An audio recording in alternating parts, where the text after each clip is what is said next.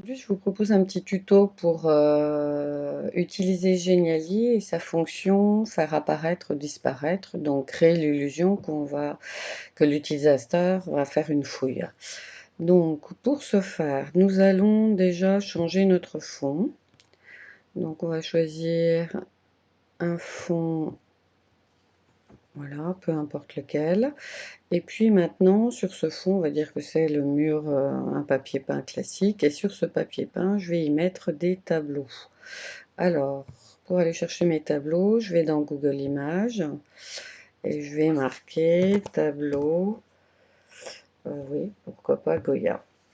Alors, tableau Goya, mais je vais utiliser la fonction outils, droit d'usage, réutilisation, autorisé.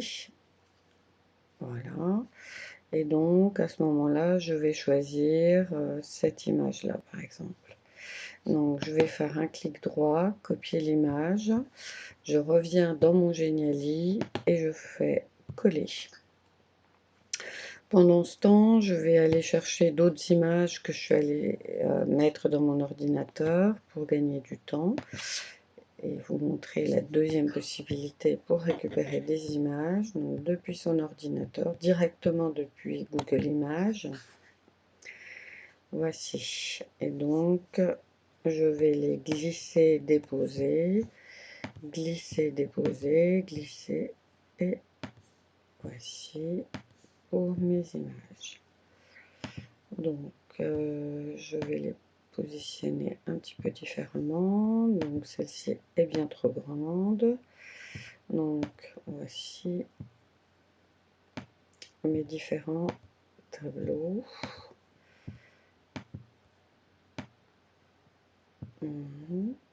Donc, je vais agrandir celui-ci et je vais rajouter ce tableau Picasso. Donc voici. Maintenant, donc pour créer l'illusion que ce sont des tableaux, je vais faire un petit cadre. Voici, cadre d'image. Vous voyez que quand je clique sur l'image, je peux aller chercher un cadre. Voici. Donc, je vais le faire sur chaque image. Voilà. Voilà. Pour celle-ci aussi. Alors, pour le tableau de Van Gogh également. Et enfin, mon petit Picasso. Voilà. Et donc, je voudrais cacher une clé, par exemple, derrière l'un de ces tableaux. C'est ce que l'utilisateur devra rechercher. Donc, on va utiliser Pixabay. Et puis, on va lui dire, voilà, moi, j'aimerais bien une clé. D'accord. Alors, une petite clé. Alors, celle-ci me semble pas mal. Donc, on va la sélectionner. Et on va diminuer sa taille pour que ce soit un peu plus compliqué. Donc, je vais la positionner derrière ce tableau-là. Et donc, il va falloir que je la positionne en arrière-plan.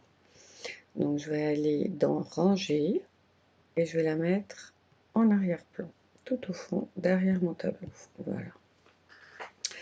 Donc, quand l'utilisateur passera la souris sur ce tableau-là, je vais le faire disparaître. Donc, quand il passera la souris dessus, il faudra l'occulter. Voilà. Maintenant, il y a toujours un temps de latence. Donc, pour ma petite clé, je vais la faire apparaître 0,5 secondes. Donc, en entrée, apparaître. Et je veux qu'elle n'apparaisse qu'au bout de 0,5 secondes, 0,6 secondes. Voilà. Deuxième précaution, je ne veux pas qu'elle bouge, donc je vais la bloquer. Voilà. Je remets mon tableau par-dessus et je vérifie que tout fonctionne à merveille. Donc je vois que les tableaux, il y a eu un temps de latence, mais la clé n'est pas apparue tout de suite. Par contre, dès que je vais sur le tableau de Picasso, cette petite clé apparaît. Donc voilà, c'est tout pour aujourd'hui.